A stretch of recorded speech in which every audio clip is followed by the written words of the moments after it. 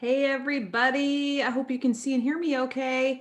Coming on just a couple minutes early to say hello and make sure everything's working properly.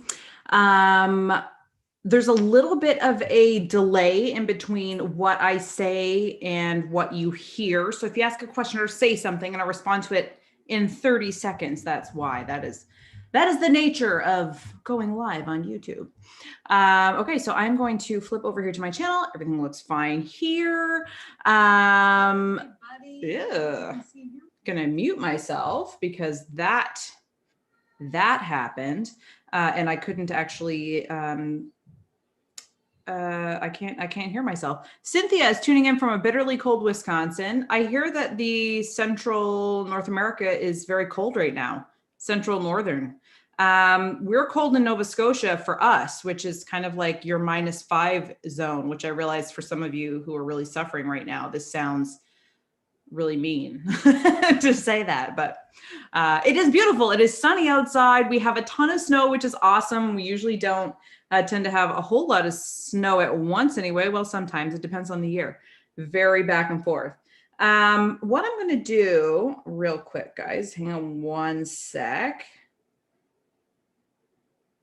I'm not just texting somebody. Well, I am actually. I just realized that I don't have my iPad with me. Normally I have my iPad running the live stream on the side so that I can keep track of the comments while I'm editing, because while I'm editing, all I can see is my screen. So I just texted Jeff to see if he'd bring me down my iPad so I can get it set up and see what's going on in the comments whilst this is happening. Super. So that is good. Getting set up. This is why I come on a little bit early to make sure everything's good to go. Hello, snowy and cold in the UK. Is it just snowy and cold everywhere? Is anybody warm right now? I'm sure the Australians are, but it's nighttime there, so we're probably not going to see them right now. That's okay. Thank you. Awesome. Delivery, iPad delivery. All right, guys, hang on one sec. I'm just going to get this set up over here so that I can see what's going on. Where is YouTube on this thing? There we go. I'll tell you who would know where YouTube is on this, my children. Anyone else's kids better at finding things on their iPads than there? That's me. All right. Heading on over to here. Seeing the feed. There we go. Hi, Rita. So I can see everybody over here now. It's -37 in Alberta. Wow. That's really, really cold. So we're all suffering, it feels like right now. If anyone is tuning in from the southern states or Central America or South America, or somewhere warm in the African continent or wherever, anywhere in the world where it's warm, we envy you. So yes, lovely. So, okay, let's see. Everyone is commiserating on the cold. That's great. So here's what we're going to do today. I have some photos ready to go that my students have submitted, my students in Snapsell Succeed. Some of the photos are from students who just enrolled like within the last week, and some of them are from longer time students. So it should have a nice variety. I'm looking forward to playing around with them. So I have I think 4 to edit in Lightroom Classic and 5 in Photoshop. So I know some of you may be using programs other than Lightroom and Photoshop, and that's okay. You should be able to generalize some of this information to other programs. I do recommend Lightroom and Photoshop. First and foremost, there are other options that you can use if you don't love the monthly fee, although it is only $9.99 USD a month. So it's not like it's a big fee. And for the sake of your business, it is a worthy investment. But there are other programs out there, like some of my students use Affinity Photo, which is a good program similar to Photoshop. There's fewer tutorials and stuff like that on Affinity Photo. So I think sometimes it can take them a little bit longer to find their way to a certain tool. But yeah, so, oh yeah, Greece. So look, okay, so we have Greece representing the warm area of the world.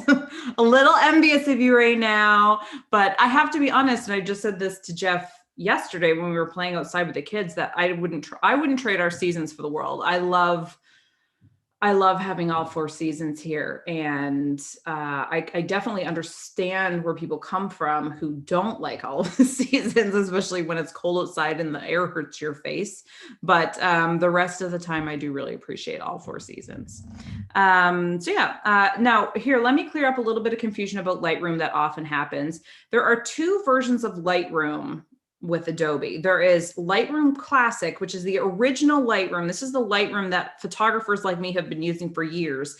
And then they decided to come in and mess everything up with this light version of more user-friendly version of Lightroom called Lightroom CC. So now with SnapCell Succeed, they released Lightroom CC just months after I created SnapCell Succeed. So the lessons don't reflect the fact that there's 2 different Lightrooms. So there's been some confusion about why Lightroom looks so different. And that actually the entire editing module, actually SnapCell Succeed as a whole is getting made over right now behind the scenes. But first up, that editing module should actually be updated and ready to go by the end of the month. So that's getting updated right now with information on which Lightroom you should be using. And I'm also going to be including some tutorials on how to use Lightroom Mobile, which is really fun because, you know, some of you are using Lightroom Mobile, which is free, by the way. There's premium features that are paid, but there's also the free version.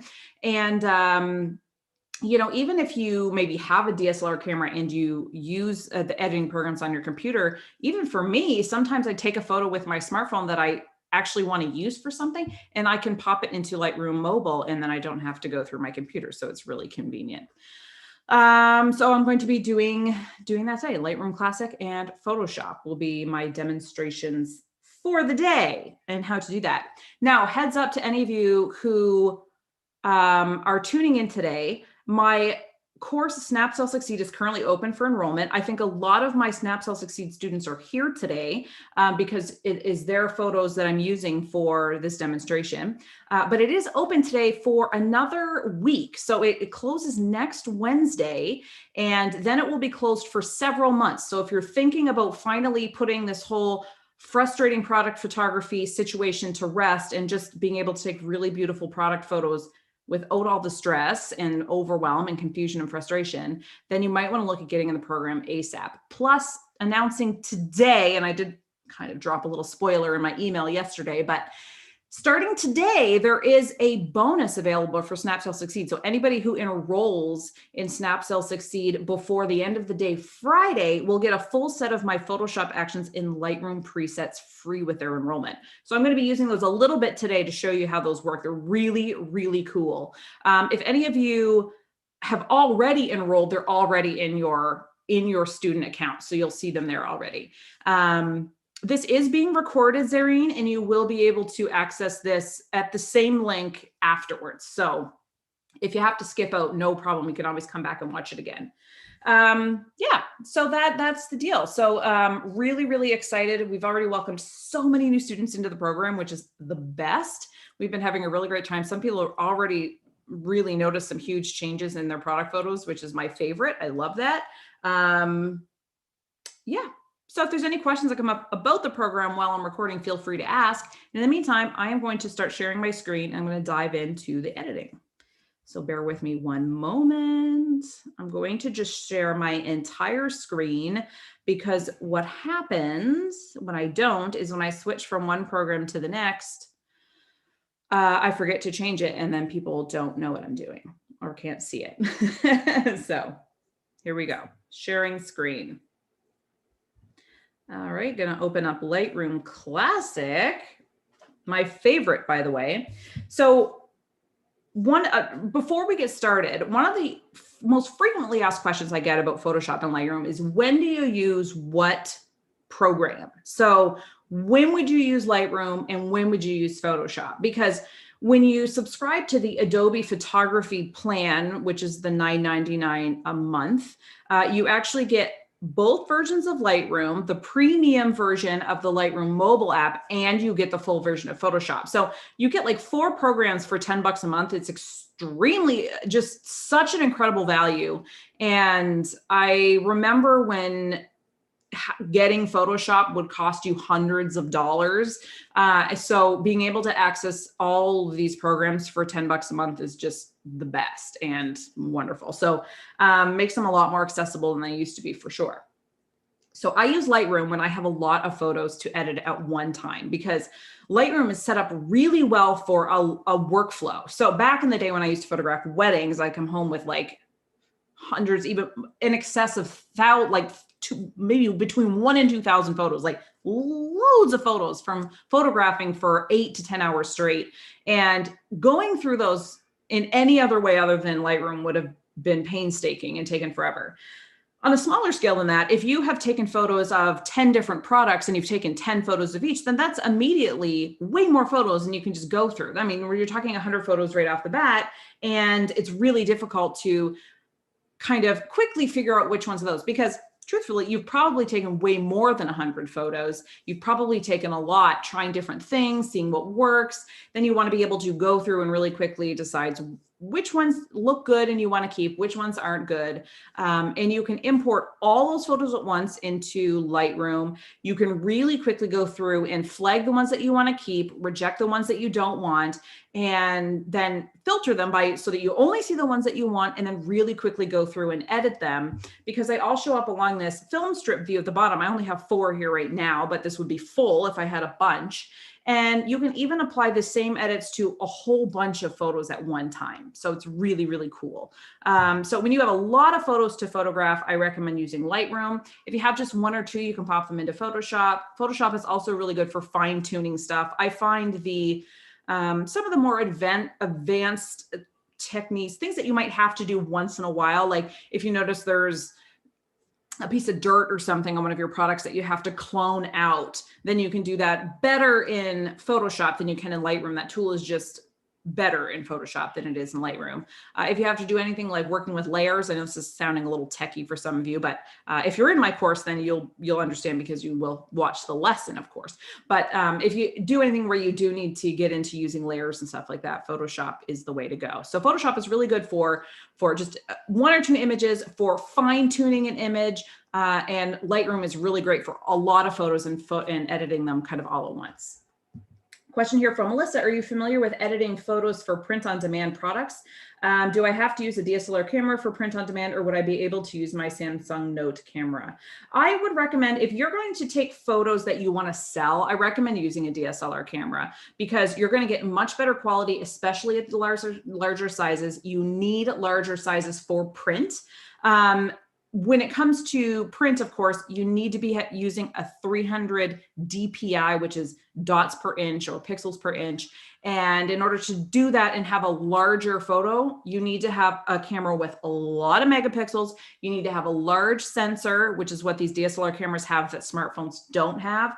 And you can capture them at a better quality. So I do recommend, for that purpose, investing in a DSLR camera if you're going to print on demand. It is really, really important that you have the highest quality, sharpest photo possible at a large photo size, which is one of the limitations that you'll encounter with the smartphone. So I hope that helps. It's warm in my house. Does that count? It does count. It also counts in my house. It is warm in here as well. Frosty outside, warm inside. I'm not complaining. I feel very grateful. All right, so let's dive into some of these photos here in Lightroom. So right now I have it open in library view. I'm going to go ahead and click on develop view. And this is going to get me in the zone where I can actually edit some of these photos. So first up, we have a photo from my student Victoria from Crafty Stag. So the first thing I always do when I'm editing is I crop first. I know that if you were at my Fast Track to Frustration-Free Product Photos webinar, I use the ABCs of photo editing. Well, I do more CAB myself. I'm more of a CAB person than an ABC person. I like to crop and resize first. It's just the habit that I'm into. Now, depending on what you're using for a platform, like if I were to upload this to Instagram, I'd want it to be square. If I was uploading it to Etsy, I'd want it to be slightly wider than it is tall, like a 4:3 ratio. I believe I remember Victoria telling me that she was hoping to use these for social media, if I remember that correctly. So I'm going to keep them square. I'm just going to try to crop out a bit of the top because there's a bit of white space at the top that isn't really necessary. So I'm going to try to crop that out a little bit so we can keep the focus down in the area where we want. So there's my first step. Second step is back with the crop tool. I'm going to straighten it out just a little bit. It's a little bit crooked. So it was like this. Now here's where I'm showing you. When I click and hold outside of the crop box, a bunch of finer, a more detailed grid pops up. And you can see when you look, for example, at the edge of the photo frame that it's a little bit off kilter, and maybe even the name as well. So I am going to just straighten it out a tad to give everything a little bit more evenness. Now that I've done that, you can see that, whoops, I just went too far. Hold tight, everyone. Let's get her back under control. There we go. So now you can see that the little hanger here is more even. The name is straighter. Everything's just a lot straighter. I'm a really big stickler for straight lines in a photo. And I think it's one of the marks of a professional photographer that it is straightened. So if you want your photos to appear more professional, always check to make sure that your angles are straight. If there's any lines in your photo, whether it's from a photo frame or the edge of a print or anything like that, like even if you have a wooden background, try to make sure that those lines are running parallel or perpendicular to the edges of the photo. Disclaimer, if you really want to make it crooked, you can, like intentionally, like as if it's part of the style you're going for that's different. That's okay. But you don't want things to just be slightly off because they just look a little bit messy. When you crop, is the original picture still saved? In Lightroom, yes, it is. You can see here that if I go to hit the crop box again, the original image is there. In Photoshop, and I'll show you really quickly, if you go to crop in Photoshop, you want to make sure that delete cropped pixels is not checked. Otherwise, it will remove the pixels that you crop out and you won't be able to access them again without going back in your history. So Lightroom, they automatically keep them. Photoshop, you just have to make sure that that little box is checked off. All right, so now that that's done, I'm going to, now my first thing that I like to do is I will use the exposure slider to get to a baseline where even the brightest tones in the image are where I want them to be. So I'm going to brighten this up, not too much because I'm keeping an eye on this pillow down here. I don't want it to get too bright. So I'm just going to increase it enough so that that doesn't start to happen. Now here's another hot tip for some of you, maybe even some of you who've been using Lightroom for a while or who are just using Lightroom. If you worry about brightening your image too much, and I know this is something that a lot of people experience, they're worried about making it too bright, so they end up making it not bright enough. Now, there are these little arrows on either side of your histogram. This is like the little mountain range we see here, this little graph. There are little arrows on either side, and if you click on them, then it will show if one area of the photo gets way too bright. Now, I'll just demonstrate with you. I have that toggled on, so if it gets too bright, there's going to be it's going to kind of show me red. It's going to highlight the areas of the photo that are way too bright in red, so I know that I've gone too far. So if I just keep going here, you can see how parts of the pillow are getting really red. That means that we are dealing with some blown out highlights there. So try not to go that far. You can do the same on this side. It'll be blue if they're too dark. So again, if you, well, I guess I can't make this photo dark enough for it to pop up, but if there's anything too dark in there, it would pop up. So keep that in mind. Hello, Scentfully Fused from Ohio. Welcome. So basically what I do when I'm adjusting the exposure and not wanting to do it too much is I keep an eye on the lighter parts of the image. This pillow for one, this frame for another. I want to still be able to see a little bit of a definition in between the picture and the frame. Now okay, so Elania says she's not seeing the editing I'm doing. Anybody else having problems not seeing the editing?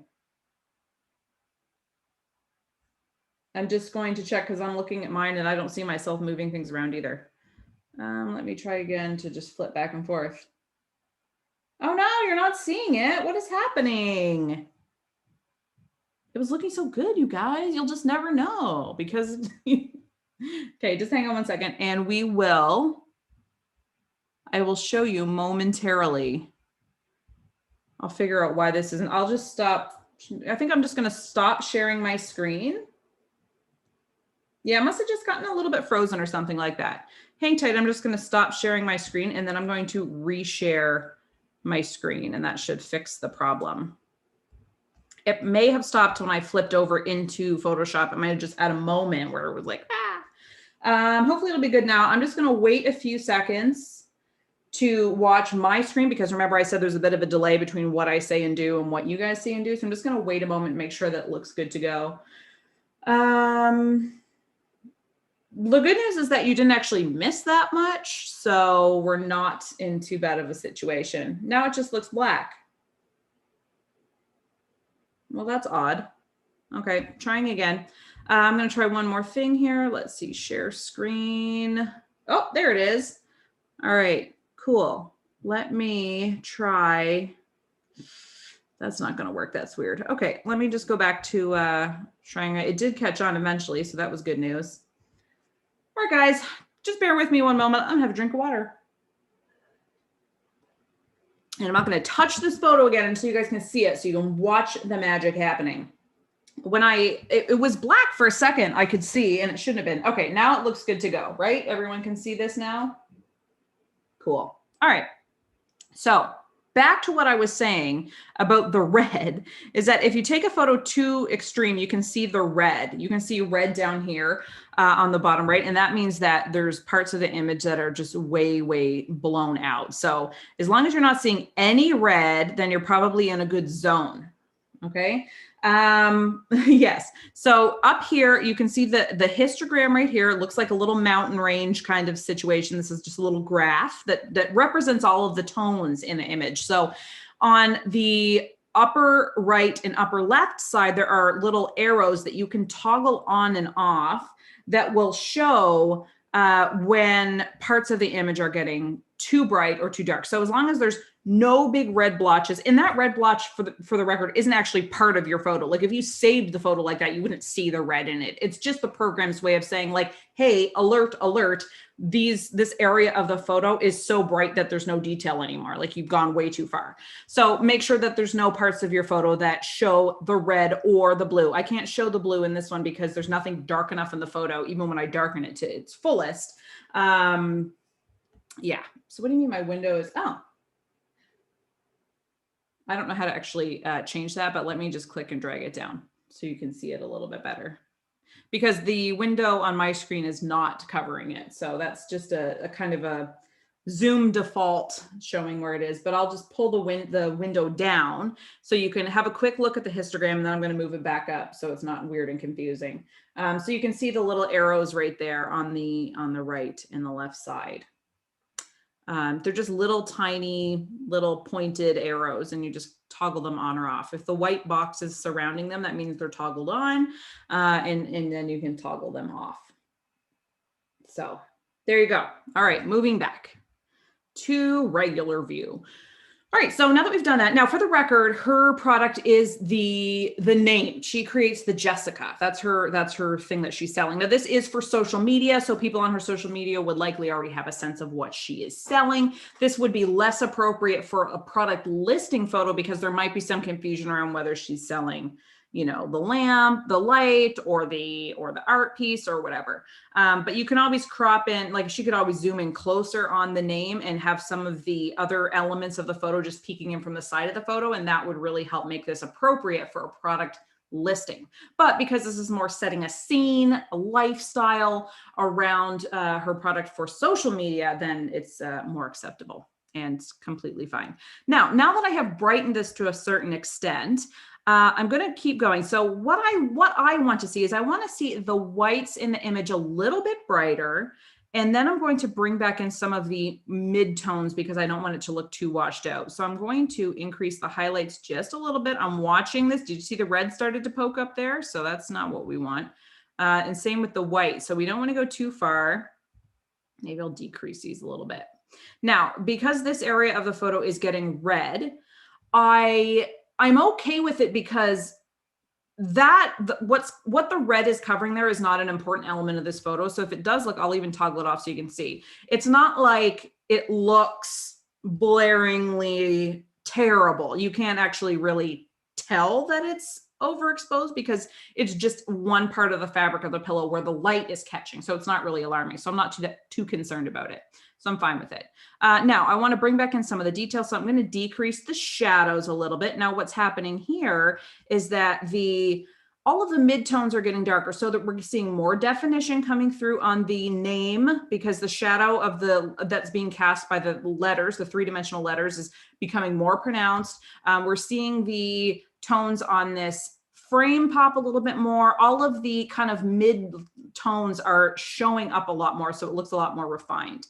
And then maybe do the same with the blacks just slightly, just to give it a little bit more definition and a little bit more pop. Okay, and that is all that I would do for adjusting the tones. Now moving on to the color, first thing I will do, this is what I will always try, is I will take the color dropper that you can see here that I have grabbed. I grabbed it from right here by where it says WB. And I can click on the white in the photo. Now, here's the disclaimer that comes with this, is we don't always know if that white is actually really white. Because what this does is it detects the color in the thing that you click on and says, okay, this should be completely neutral. So the colors, it should be a pure neutral. But we all know that when you go to buy wall paint, for example, at Home Depot, there's about 18,000 different shades of white, and they're all slightly yellow or slightly purple or slightly blue or whatever. And I mean, so subtle you can barely even tell. But if you get even just the slightest off white and you try to use this eyedropper, it will affect the colors negatively. So you can use this as a starting point, see how it looks, might look great, but it also might not, and you might need to backtrack a little bit, which is totally fine. Okay. So how do they get the graph and the red bit to come up? I can't find it. So in the histogram range, which is underneath of my photo there, but above on the top right or the top left of your histogram, there are little arrows and you can click them on or off and they will toggle that. Now, just for fun, I will click on this and see how it goes. I think that the actual color balance in the photo is probably pretty decent right now. I'm not very concerned about it. I think it looks all right. And now if I click on that, it looks a little bit too cool, I think. I think that the eyedropper made it go a little bit too far to the blue side because I know that this is supposed to be wood. The wood's looking a little bit cooler now. I think somewhere in between where I was and where I am now is probably a better fit. So I'm going to just backtrack a little bit. So what was actually the as shot one? So as shot was 0. It took it down to -4. So I'll take it down to -2. And that gives it a little, just slightly more of a neutral. And then I think this one was like just slightly off. So that's that. I don't like that slightly off. So I'm going to leave it like that. And so I just very subtly adjusted the colors. This photo was actually pretty decent out of the camera, not too much to do. You could easily upload this to your social media and it would look fantastic. And that's that one. All right. Now let's move on. So here is one of my brand new students who just enrolled. Now I will say, and this is some feedback for everyone, hot tip about photography, and also to my student who shared this, that fabric as a background is a really tough sell because it's hard to make it look really clean and polished and professional. But that's okay, because that said, we're going to edit this photo anyway. So I'm going to crop it as a 1x1. We're going to pretend this is for Instagram. And I'm going to, again, really quickly, just use my exposure slider, not too much. I'm going to increase the highlights. I'm going to increase the white so I can brighten up the kind of dull, bright tones in the image. They're often dull. And then I'm going to bring back in the richness of the midtones and the darker tones with the shadows and black slider, which I just did there. You know what I forgot to do is I forgot to give you before and after on the last photo. So bear with me for a second. I'm just going to backtrack a minute. Okay, so Jen, there should still be a histogram in Lightroom CC. It may be something that you have to enable. I know that Lightroom CC is kind of like a little bit more of a light version, but there should still be a histogram in there somewhere. So I would look into it, because I bet you can add that panel to the side somewhere. Anyway, let's check out a before and after of this one. So this is a side-by-side of the before and after of this photo of the name thing on the wall. So you can see that it's brightened up, it's more cheery, it's more welcoming and inviting. No major changes, but just an overall kind of makeover. And we just tweaked the colors slightly to make it look just not quite so warm.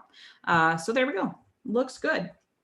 Now this one, we can take our before and afters off until we're done. This one looks a little bit on the too warm side to me. I could be wrong, but I think that the cloth should be a little bit more of a neutral white. So I'm not going to use the color dropper tool, because fabric is not a reliable thing to set color balance to. So I'm going to just eyeball it a little bit and bring the tones a little bit closer to the blue side, because they were a little bit too on the warm side for me. And that is probably all I would do. Now, there are things that I would do to improve the photo. And again, I mean, I know my student is going to just do so many great things with Snap Sell Succeed. But for feedback, because it's always great to get feedback, and for those of you who may also benefit from this feedback, I would photograph this a little bit lower, a little bit more eye level to the soap. And I would swap out the background for something that isn't fabric, because fabric is really tough to make look super polished and professional. So that's that. Now, let's see a little before and after of this, just a real quick one. You can see the difference. This new one is brighter. It is makes the white less warm. The detail on the soap is popping more. It's just a more improved photo for sure. What type of backgrounds do you recommend? So I recommend, it depends on your brand. First and foremost, what you sell, who your customers are, what kind of vibe you're all about. But I really like textured neutrals. So something like a whitewashed wood or a marble or a slate or a slate gray, like that, or that gray color. I like concretes if it's the right fit for you. It's not for every band, kind of like that concrete look. Some darker woods can be good as long as there's no strong color tone in them. You don't want like a really red dark or anything like that. But those are some suggestions for some background ideas. And you know, as a Snap Sell Succeed student, you can always just either, you know, tag me in the group or whatever, and we'll talk through it, and you can try some different stuff and see what works for you. And we will work through that for sure. Wool Engineering asks, what does the color dropper tool actually do? So this is a little bit of a long-winded and technical explanation about the color dropper tool, but what it does is it measures the color values of any particular area. Wherever it's most over, wherever it's hovering over, it measures the color value in that area. So it's measuring for the red color value, green color value, and blue color value. Red or RBG. No, wait, RGB. No, which one is Ruth Bader Ginsburg? RGB. It's not that one. So it measures, and those should all be equal on a neutral. So obviously, if a color is red, that red value is going to be really, really high, and the other ones are going to be really, really low. And if it's green, the green value is going to be really high, and so on and so forth. In a neutral shade, like white or black, or a certain percentage of gray, very specific shade of gray, they should all measure the same amount. So to make sure that that is truly a neutral. So what it does is it takes that point of the image and it will set it so that they are all even. And that will then affect all of the colors in the image, like the image as a whole. It affects them all. So hopefully that helps without getting too in-depth and techie and confusing. That is how the color dropper tool works. Okay, so this is also a new student. So first thing I'm gonna do, I'm gonna rotate this image so that it is to the right. So I have right-clicked on this image. Now I'm going down to transform, and I'm going to go rotate right counterclockwise. Bam. Done. Okay, so I will go ahead and crop this image. I'm going to crop this one for a 4:3 ratio, which it already is. So that makes life simple. And I'm just going to crop it just a tiny bit so that the space between the subjects in the photo and the edge of the photo frame are equal, more or less, the whole way around. And do that. I'm going to just adjust the angle of it slightly so that it's the grain of the wood is a little bit more even, like not angled. It's nice and flat that way. Okay, now I'm going to go ahead. I'm going to increase the exposure to a baseline point so that I can then go in and fine tune the rest of the images. Toggle on my red point here just to make sure I don't take it too far. Not too bad. Just a little bit of highlighting showing up here on the highlight of the brush, which is not a problem because first of all, the brush is not the focal point of this image, but also it's metal and it's going to create a highlight that's natural. Now, one of the things that I notice about this image is that the right side is darker than the left side, which happens quite a bit when we're using natural light. So I actually have a preset for that. Down here, it's called uneven light, right side too dark. And I can just click that and it will lighten up the right side. So I guess I can show you again what that looked like. Right side too dark. So it's just brightened up that right side a tiny bit. Actually, you know what it just did that I just realized is I think it brightened up the bottom. No, I think it's okay. Anyway, bear with me as I go back in time. Oh, I'm going back too far. There we go. Anyway, it brightens up the uneven side of the photo. So that is a good start. Now I will go ahead and bring the shadows back because what happens that happens with the print on the outside of this beautiful card or notebook is it does seem like it's upside down, doesn't it? Because of the palette. So let me go ahead. I think what happens is it is adjusting for the right side of the original image. So because I rotated it, it's kind of still sticking to that. But what I can do is that action uses something called a graduated filter. And I should be able to see where it was. I guess I undid it, but if I apply it, I should be able to see where it is, and then it will show me where it is. So yes, you can see that it is showing up at the bottom. Now, here's a fun fact. You can rotate them. Ready for this magic, you guys? And we'll just move it so that it is on this side. And then we can brighten it up just a little bit. I actually think I brightened it the wrong way or rotated it the wrong way. Woo! Nope, that was good. Okay. Perfect. So there. And now you can just see that it brightened up just that side. And you can do this at any time. If you have these presets and you use them, you can go into the graduated filter here in the middle of the little square and pick up where the little dot is, and you can adjust it however you need it to be. So that's really fun. That's a really fun tip. Anyway, so there. Now you can see that the lighting is a little bit more even. Let's see. Is the uneven light command standard in the software, or is that something you've created? That's something I've created. That's one of my presets. All of these ones that you see here are in my set of presets that I created specifically for product photography. There's a lot of presets that you can get out there. Most of them are not for product photography. So they, do things like they maybe overexpose the image, or they add like a color filter to it that might look cool and artistic, but it's not appropriate for products. So I made a set just for products specifically, and that's what these do. So yeah, and then that's what the uneven sides, go ahead and apply this filter, which normally is fine if you haven't rotated the image, which usually you wouldn't. But in this situation, you can just flip it around and use it wherever you need it. And I actually think I might include that tutorial in the tutorial area for these presets, because it's kind of fun to be able to manipulate that however you need to. If you have maybe the top of your image is a little bit too dark, then you can kind of play around with it like that. Okay, so now that this photo as a whole is more even, I'm going to go ahead and continue to fine tune it.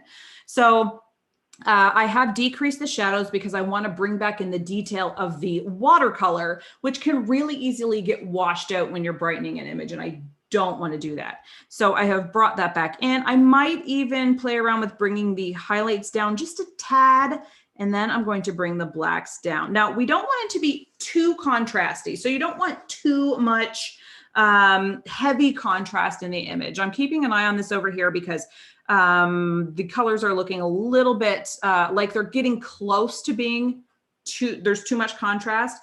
But I want to remind everyone that the focus of this image is not the actual paint. That's just a way of showing how they were made. But you can even crop down a little bit closer and cut off a little bit of a part of the palette. And then that way the focal point is much more on the actual notebook or the journal cover or whatever itself. And that really helps focus in on that particular thing. Now I'm going to adjust the color balance. I think it again looks a little bit warm, but holy moly, if I change it even slightly, it reacts really strongly. So I'm going to only move it down, I think a -2. A quick word to anyone who's using raw photos. So the photos that I have today were sent to me as JPEG. Sometimes I get raw, sometimes I get JPEG. I happen to get all JPEG this time. If you photograph your images in raw file format, then you have more ability to fine tune an image because raw files capture a wide range of data when you're taking the image, and it can actually use that data to edit the photo. So you can like actually pull in real data from the scene instead of just changing the pixels, which is what we do when we have a JPEG. So you may notice that it's really sensitive to change, and that is just because it is a JPEG and it is more, it overreacts because you're just changing the pixels. You're not actually pulling in data from the actual scene that you photographed. And you will also see that the temperature and tint start at 0. If you photograph in raw images and you're wondering why, maybe you upload you bring your photo into Lightroom and you see different number values, that's because you would have photographed in raw, and that gives you actually more information, and it's easier to adjust colors when you use a raw file. So for anyone who's listening and is struggling with your colors, I do recommend trying to photograph in raw file format because it gives you so much more flexibility. You're able to retain the quality of your images and the authenticity of your colors so much better with raw files. So that's a great thing to try. Okay, cool. Oh, what is upside down, PETA? Sorry. The image itself. Oh, the image itself is upside down. All right, let's rotate it again. That we can do. Rotate left, rotate left. There we go. Okay. Hopefully that's better. Is that better? Anyway, and then level with the palette cropped. Yeah, I like it with the palette cropped too, because it's there, it's suggestive, but it's not dominating the scene. Because there's so much happening there, you don't want to pull away from the actual notebook. So I would for sure also consider styling this instead with some maybe an actual branch from, it looks like it's inspired by a ginkgo biloba. So, you could actually take an actual piece of the, whatever the plant was that inspired the print and put that in it, because that would be really beautiful. You can create raw files with a smartphone if you use the camera inside the Lightroom mobile app. So the Lightroom mobile app has a camera inside, and you can use that to actually take the photo instead of the camera that comes built in with your phone. And it has at the top, it says DNG, and you want to make sure DNG is selected instead of JPEG. You can toggle that on and off. So the Lightroom mobile, you can for sure. And some smartphones do allow you to actually change what the file format is, which is really cool. Or it allows you to take both JPEG and RAW. Okay, so Susan asks, would you crop out the spots on the wood in the top left corner to avoid the distraction from them? Oh, so I see now it's down in the bottom right. Sure, you definitely could. You could also clone those out if you wanted to. And I'll show you really quickly how you can do that. If you use the spot removal tool, you can make it bigger by using the keyboard shortcuts, the square brackets or the keyboard shortcuts, and you can just click on it. And it kind of just intuitively picks another section and replaces it with something that looks natural. So then you can just see how they're instantly gone. And that's that. All right, great. So we're off to the races with this one now and almost done actually. So I think that this would be fine for social media. The tone of the image needs to kind of fit with the cohesiveness of the shop. So that's something you should always keep in mind when you're editing a photo or watching me edit photos, that they're not all necessarily going to look the same, because each style of shop is going to be different. So this style of shop might be more, a little slightly more contrasty than the last one, like the Jessica sign, which looks very kind of light and airy, which is probably a better fit for her aesthetic. And this one might be a little bit more, because, you know, it's artwork and stuff like that. It might be a little bit more on the vibrant or contrasty side, and that's going to fit in better with that feeling. So, okay, there we go. What else would I do with this photo? Anything? One thing I do want to do is just this a little bit. There, it wasn't centered and it was bothering me. I'm just going to check on this graduated filter and make sure it's in the right place still. Oops. Come on now. There it is. Yeah, see, yeah, that's good. We're on the right side still. Great. So that's pretty much it for me. I might still try to cool it off slightly because it still looks a little bit too warm. That can often be the effect of the wood, because the wood has a warm tone. That's why I do recommend trying to go with more neutral tone woods, because the warmth of the wood will really affect the image for sure. So yeah, anyway, that is that. This is the before and after. You can see the difference. You can see how the preset evened out the light. You can see how it's overall quite a bit brighter. We've maintained the integrity of the print itself. Peter asks, can you make the line/crack disappear? For sure you could. That's something that would be better done in Photoshop, because Photoshop is more better at those fine details. But with this one, I mean, first thing you can do is just trial and error for one and just see how it manages.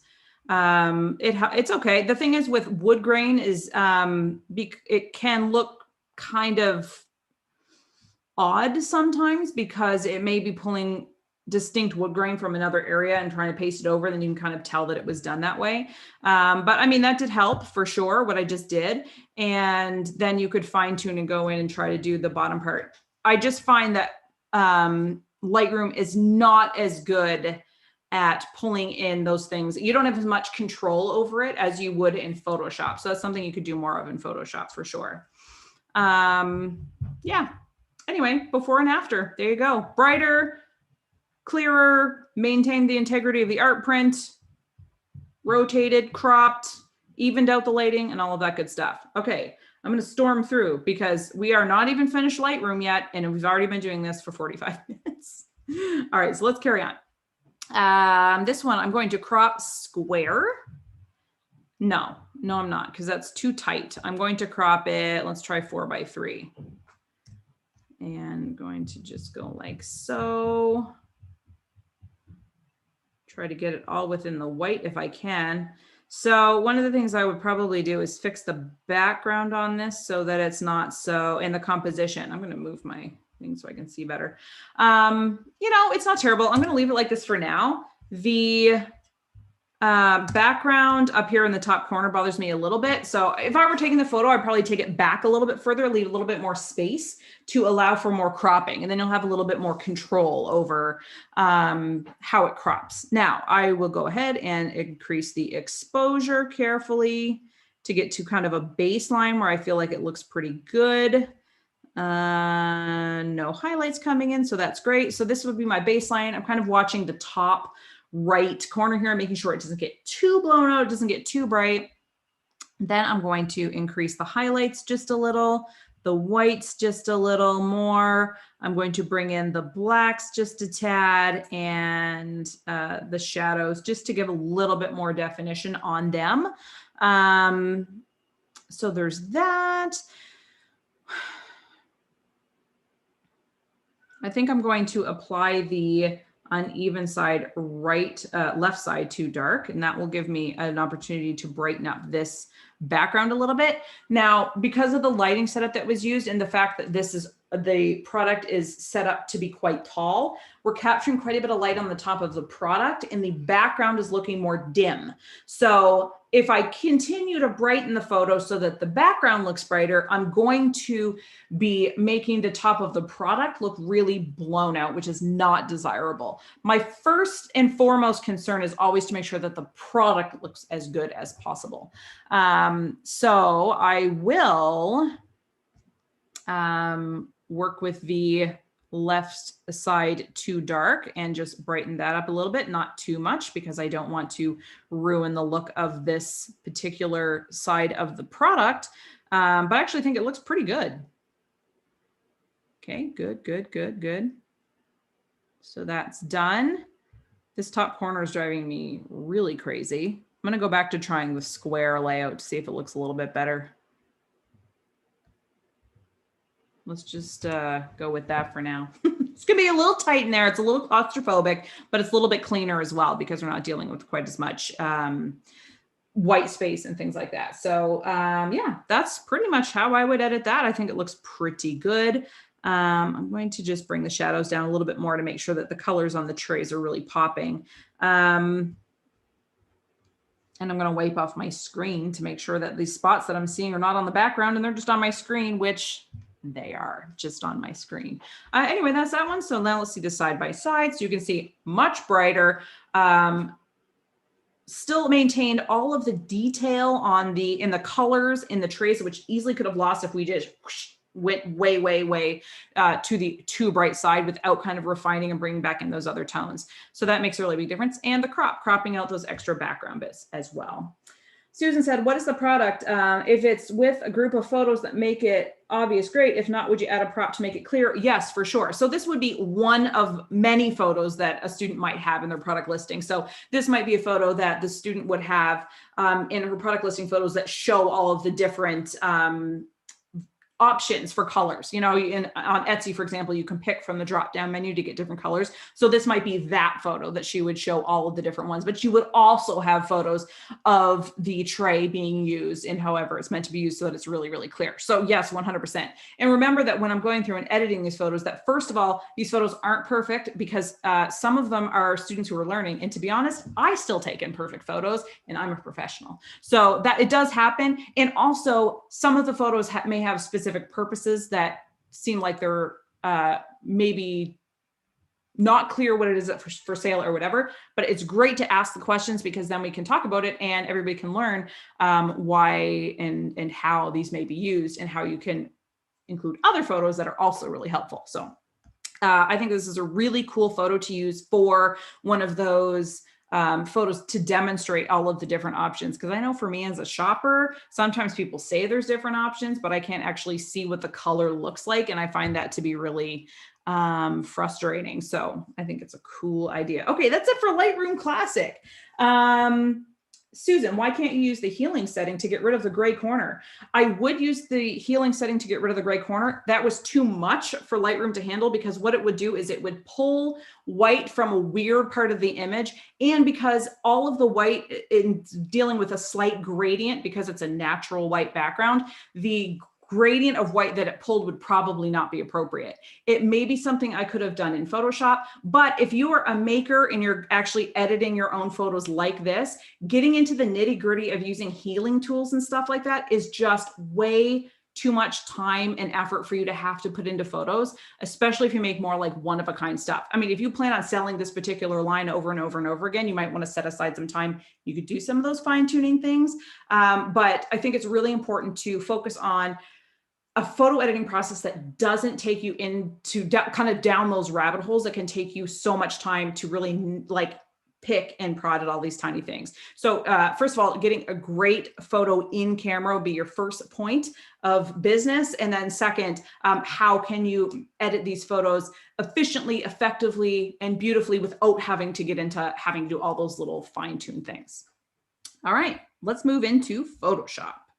All right, can everybody see Photoshop okay? And okay, so let me just see. I'm going to answer some questions while I'm waiting to see if the Photoshop is coming up. Okay. Wool Engineering says it's so easy to assume that people know your product as well as you do. I guess it's important to remember that they don't, which is very true, and why you should one of the functions of your product listing photo should be to show all of the different sides, angles, details, features of your photo so that the customer feels like they do know it as well as you do. So yeah, it can be really helpful to make sure that you are walking them through that process. Absolutely.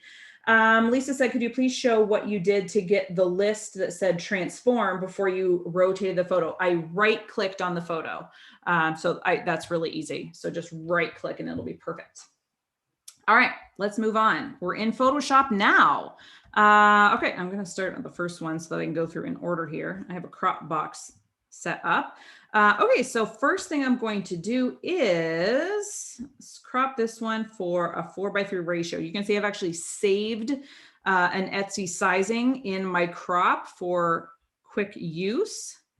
I'm just going to crop this so that it is nice and even. Now, I like to, here's the thing, let me disclaimer about Photoshop. There are probably 5 different ways you can achieve the same thing for almost everything in Photoshop. But I try to do it as simply as possible so that my students don't feel overwhelmed. I'm not going to give you like, okay, so you can brighten this photo 18 different ways. I'm going to show you 18 different ways and you can pick one. It's too overwhelming. So my goal is to try to make this as simple as possible. So I show one way and then my students learn, and then I show them a few more ways how they can fine tune it and things like that. So the first thing I'll do is go to image, adjustments, and I'm going to go to levels. Oops, no, I went to curves by accident. I always start with levels. It's a good place to start. And then I go in and I'll fine tune with curves. So with levels, I always bring the slider to the edge of the mountain. And this one has a little bit of a blip that I'm going to ignore and bring it to the edge of this big mountain here. And what that does is it just brightens it up across the board. I can also use the middle slider to adjust the tone. So I can use the middle slider to brighten up all the midtones, which I'm going to do.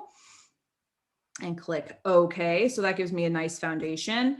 I'm also going to use, I'm going to get this crop box off of there, image, adjustments, and curves. Now, if you're not familiar with curves, it can seem really overwhelming at first, but if you once you learn it, it's actually a really great way to be able to fine tune the tones. Not unlike in Lightroom. Lightroom also has a curves tool, by the way, but I try to just use the sliders in Lightroom for simplicity purposes. But in Photoshop, it's really nice. The shadows and highlights option in Photoshop, I don't find as good, and it doesn't make them look quite as authentic as I would like. So I avoid and I use the curves tool in Photoshop. Now, the first thing I do always when I open up the curves, unless I'm here for a very specific reason, is to make a very subtle S curve, because then I figure out how I want to fine tune it from there. So all I've done, now I'll explain curves really quick. The top right represents the white tones and the bottom left represents the black tones. And then you have everything in between. This is a little advanced, guys. Bear with me if this is over your head. But just hang tight and you'll see what I'm dealing with here. So if I want, you can see here, if I drag this in the dark zone down, then all the darks in the image are getting darker and darker and darker. And vice versa on the top, if I drag this upward, you can see they're getting brighter and brighter and brighter, like aggressively so.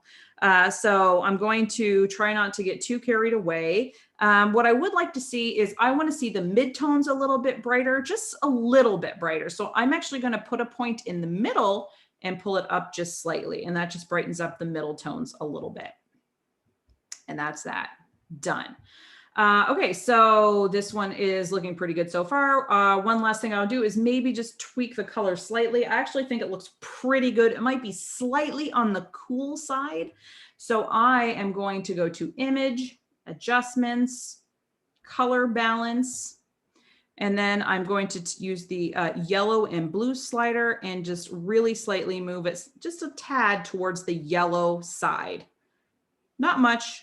Just a little bit until I feel like it's at a point where it feels more authentic. So there, that's that. And that's it for this photo. So let me show you the before. This was the before. I can't show, I don't think there's necessarily a fancy way to show a before and after in Photoshop that I'm aware of. So I'm just going to show you, this was the before. Now here's the after. Okay, so we have before and after. So you can really see, I wonder if there is a way to show before and after. I'll really quick pop into here and see if I can find out. That'd be fun, but I don't think there is. It's just not so much the function of Photoshop. Yeah, we'll just leave it like this, but you see what I'm getting at, right? You see what I'm dealing with. So this is the after and this was the before and this is the after. Much improved. All right, so is the S curve sort of increasing contrast? The S curve does increase contrast. So it makes the whites brighter and the darks darker. It's a nice place to start without getting too techie because we're trying to compensate for our camera's lack of being able to have a diverse amount of tones in an image. And then you can kind of fine tune from there. I have 100% put the S curve in and immediately been like, nope, that's not right. And then I've been able to change it from there to make it look more kind of in line with what I think it should look like. But the S curve can be a good place to start. And then once you get really used to seeing an image and knowing what needs to change, then you can just go in and make the changes without necessarily having to do the S curve first. All right, so there's that one. Let's move on to Julie's. Okay, so first thing I'm going to do is crop. Let's try the 4:3 ratio. Whoops. One sec. There we go.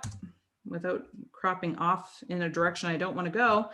Okay, so I'm going to, let me see about some of my Photoshop actions because I also have Photoshop actions.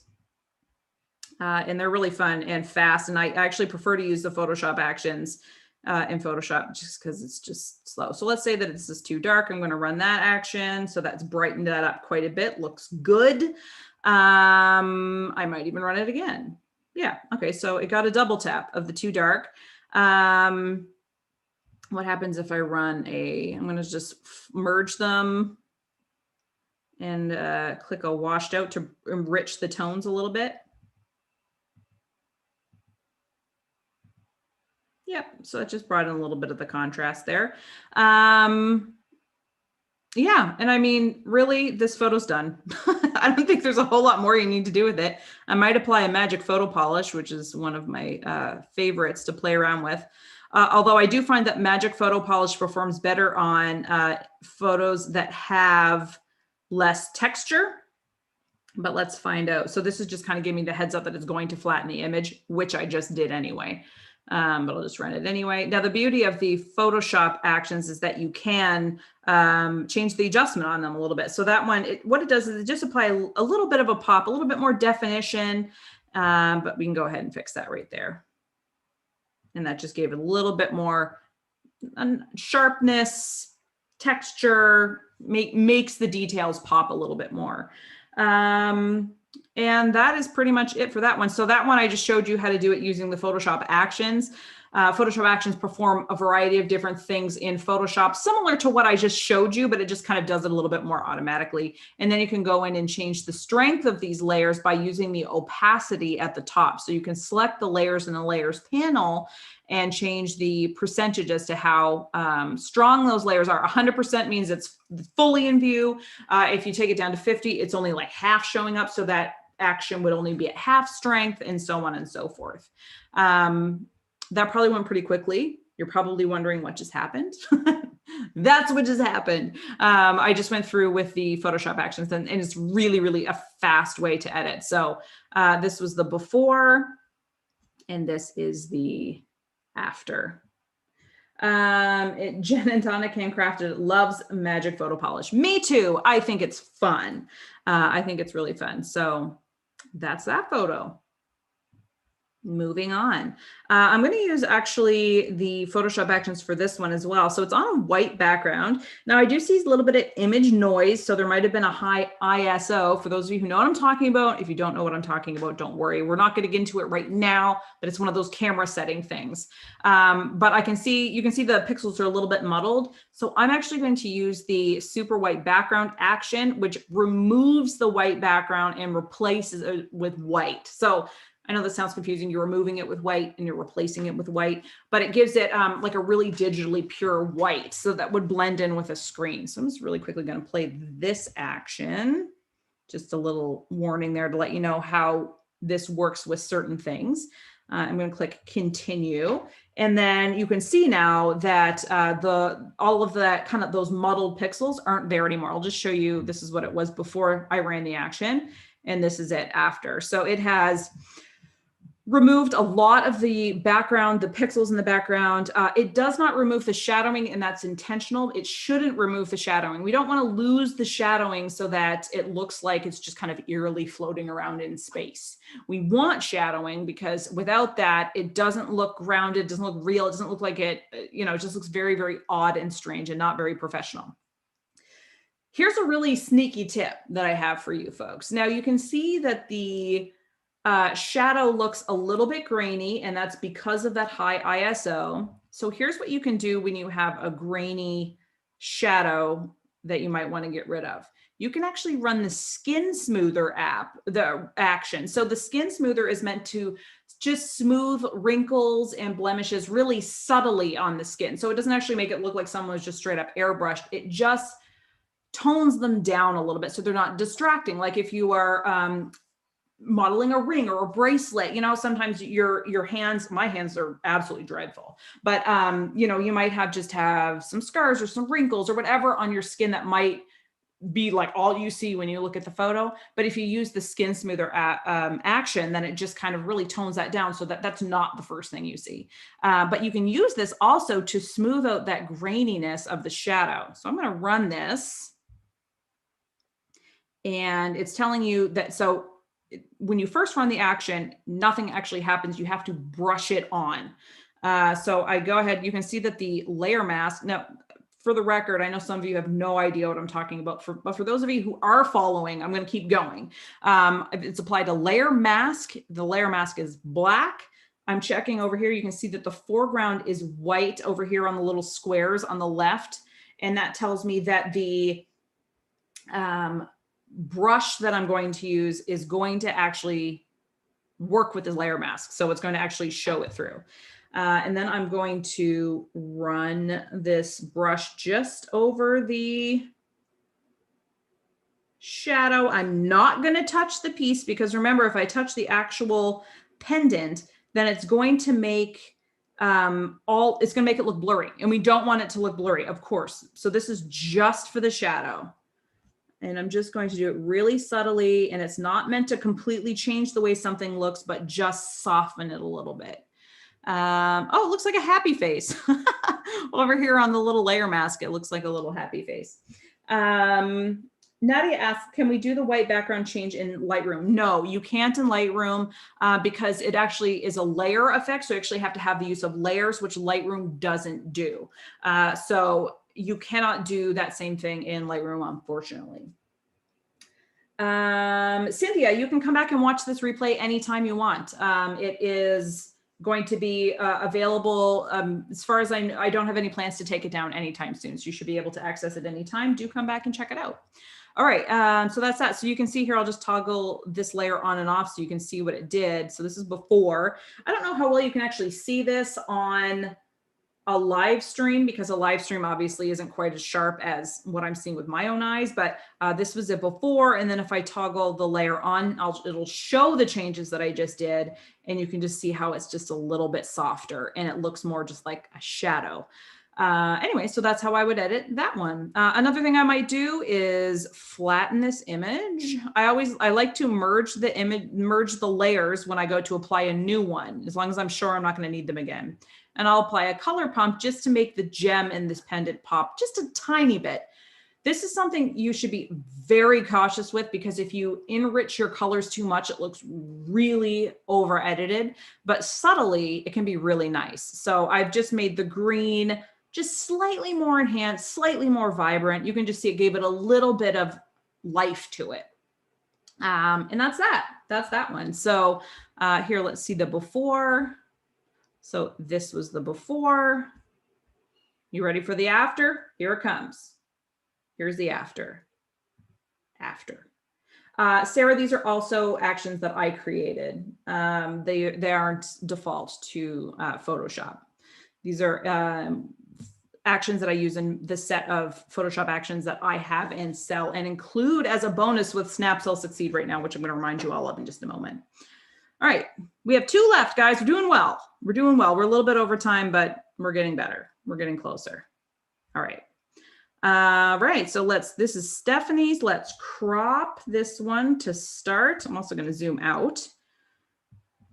There we go. Now I can see a little bit better. Let's make this one square for Instagram, possibly.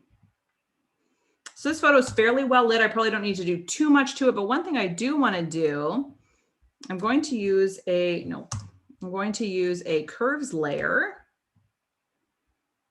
for this one. And I'm going to just reduce the highlights a little and bring back in the darkness of the background, because I think it looked a little washed out. I think it's supposed to be a little bit closer on the slate side. And I could see some kind of blown out highlights happening on the actual piece. And that was leading me to believe that the whole scene was a little bit overexposed. So now that I've done that one thing, you can see how much more rich this looks already just from that one move.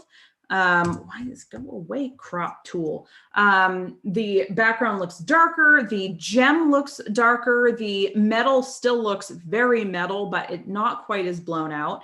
And I hope that has made a pretty big difference to this. And I feel like it's actually probably pretty good. Now, I will say that there is some blown out areas on the metal where if this had been photographed as a raw file, or at least sent to me as a raw file, like if I was editing this as a raw file, when I reduced those highlights, it would have actually pulled in that, it would have pulled back in the metals. So we actually would see the metal through. As it was, because this is the JPEG, it's just dimming the white pixels that are already there from the blown out, if that makes sense. But a raw image would have actually brought back in the texture of the metal, which would have been really cool. That said, this, isn't by any means a terrible image. And I think that it looks nice and it's really popping. Nina said, with the photo with the pendant has an amazing white background even before editing. What are the camera settings for this stunning white? Well, you would have to ask Felice, but it's more about your lighting than your camera settings. I will say that your camera is limited as to how much dynamic range it can capture, no matter what your settings are or how expensive your camera is or anything. Cameras are just limited in how they can capture different tones. So what is probably happening is the lighting is what's giving the background a more white look. If you have, typically you will be more successful with artificial lighting to get that white to pop. Now, fun fact, I have a course called Master the White Background that completely goes through everything you need to know to get a really beautiful, crisp white background. And you can buy that course on its own, but also it is included for free as a bonus with Snap Sell Succeed right now, which is Snap Sell Succeed is open till Wednesday of next week, not today, but Wednesday next week. So you have one more week. So that is also included, just so you know, as well as my Photoshop actions in Lightroom presets. The raw versus JPEG tidbit alone made this video worthwhile. Good, great. I mean, that's the thing. There's a lot of tips that get flying around, and some of them are really good for some people and some of them are better for others. And if you can take anything away from it, then I'm happy. So that is really huge. Stephanie, all I have done, literally all I did was I used the curves tool to decrease the highlights on the ring. That's all I've done. And I honestly don't know if I do anything else. I think I would probably just leave it.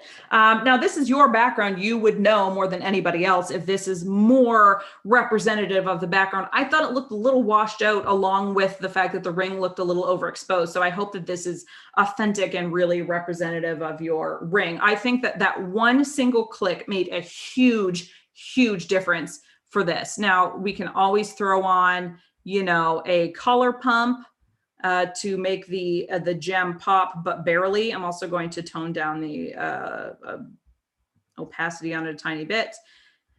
And we can throw on a magic photo polish and see how that performs. And that just gives it a little bit more texture. I'll tone down that as well, because I don't want it to look unnatural.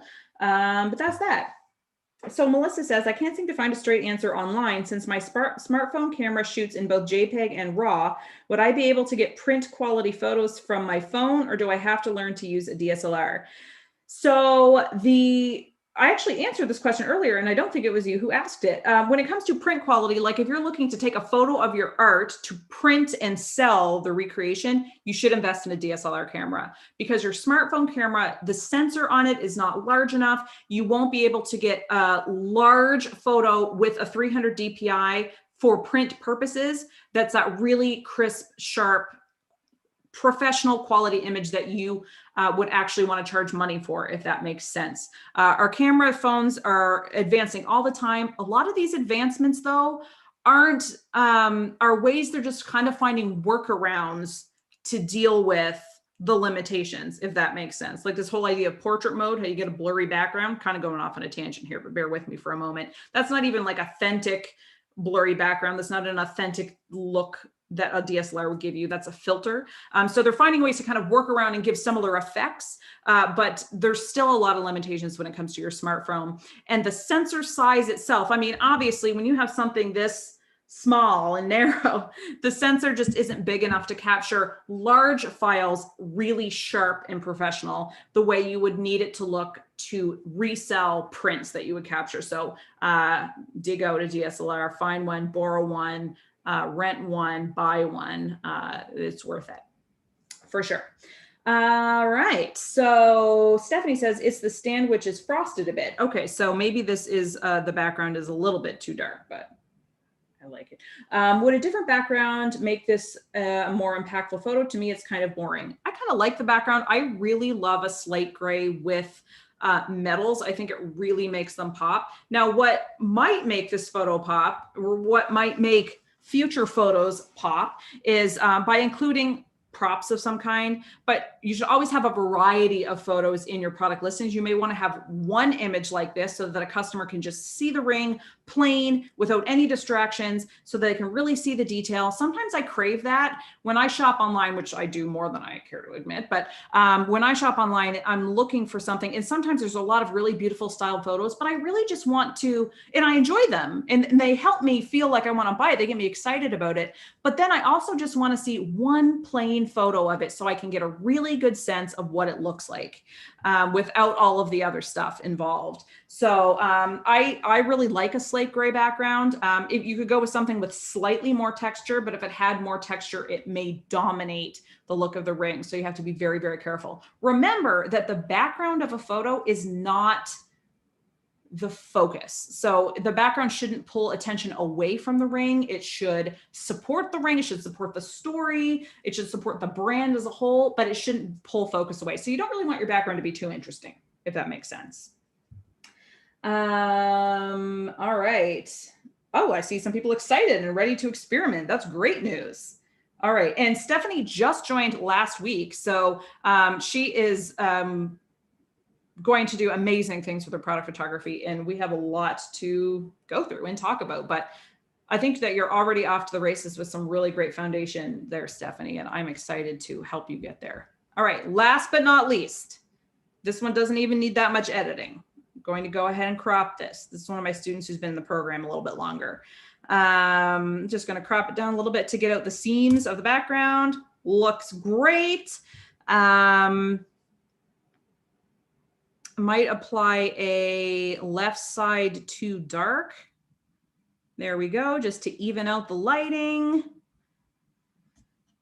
That was actually really effective. I don't know if any of you saw that, but this is what it looked like before. And this just really evened out the lighting on it. It looked really great.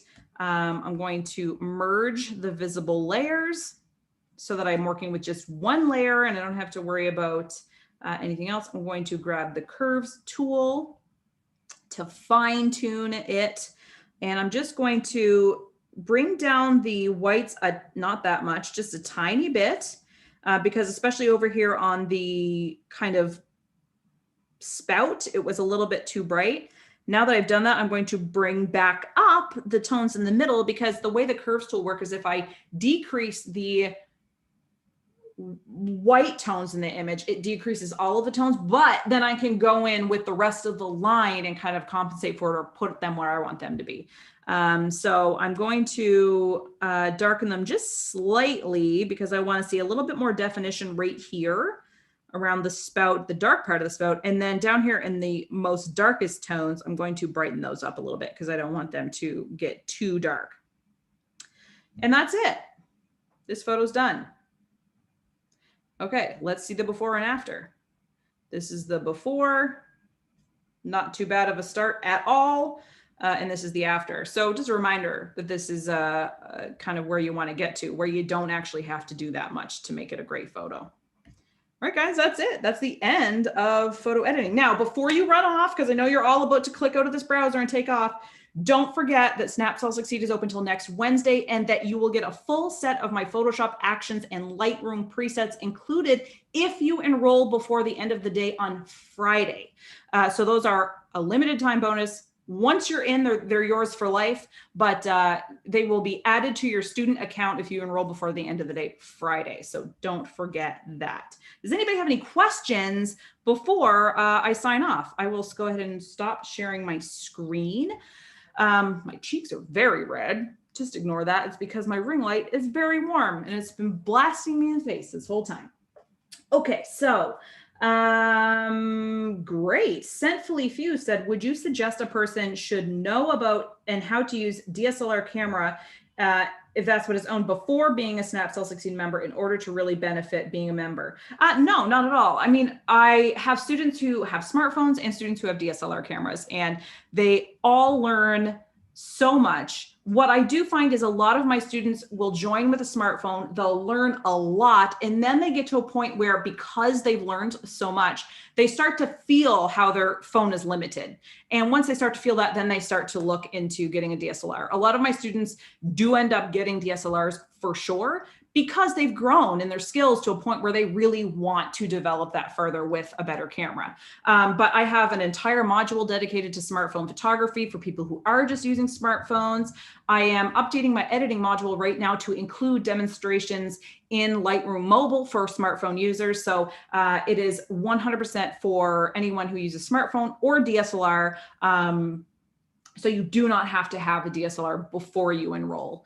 A lot of my students will end up later doing that, but it is not a requirement right out of the gate for sure.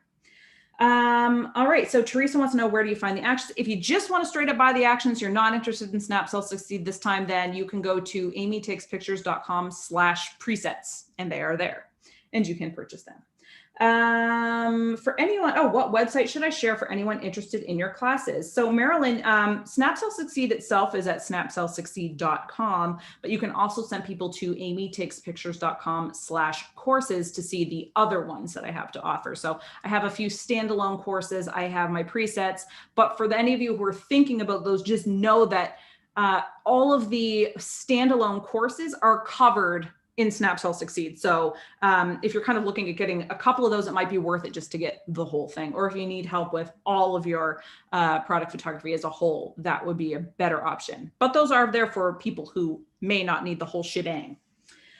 Okay, I have a Nikon D40. Is that too basic to make a difference on a smartphone? No, not at all. You should use that. That's great. So the fun thing about DSLR cameras is that a lot of the functionality of them is mechanical. So it's actually not technological. There is, of course, technological parts because it is a digital camera, but the single lens reflex actually which is what SLR stands for, actually refers to the mechanical components of a camera.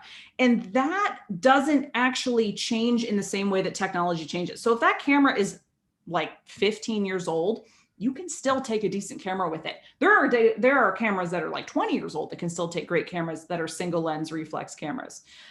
So luckily and wonderfully, DSLR cameras stand the test of time in ways that most modern technology doesn't. My camera that I use, my singular professional camera, because I only have one professional camera now that I don't do photos as much, I bought at least 7 years ago. Like, it's an older camera and it's wonderful and it has not aged one single bit.